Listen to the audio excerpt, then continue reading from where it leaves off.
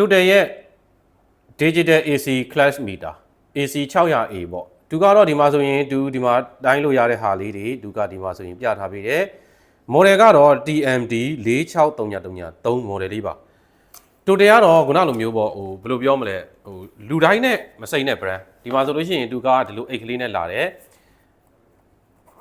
လုံးဝဟိုလိုကောမလဲ quality ဖြစ်တယ်လို့ပြောလို့ရတယ်ဗျသူထဲမှာဆိုလို့ရှိရင်ကျွန်တော်ဒီမှာဆိုလို့ရှိရင်ဒီလိုပုံစံမျိုးပေါ့ကျွန်တော်နည်းနည်းလေးဖောက်ချလိုက်မယ်နော်အဓိကတော့အနီးကပ်ပြချင်တာပါတိုင်းပြတယ်မပြဘူးဆိုတာထက်ပေါ့နော်ဒီမှာဆိုရင်ဓာတ်ခဲလေးပါမယ်ပြီးတော့လို့ရှိရင်ဒီမှာကျွန်တော်တို့ဒီကောင်လေးဒီကြိုးလေးပါမယ်ပေါ့နော်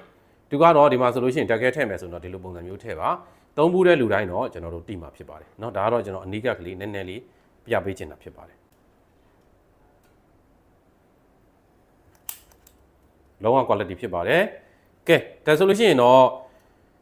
total ရဲ့ AC digital class meter လေးကိုဝယ်ယူခြင်းနဲ့ဆိုလို့ရှိရင်တော့ Tego 7 electronic hardware မှာကိုကျော်လန်းခဲ့ဖို့ဖိတ်ခေါ်ပါတယ်အားလုံးကျေးဇူးများကြီးတင်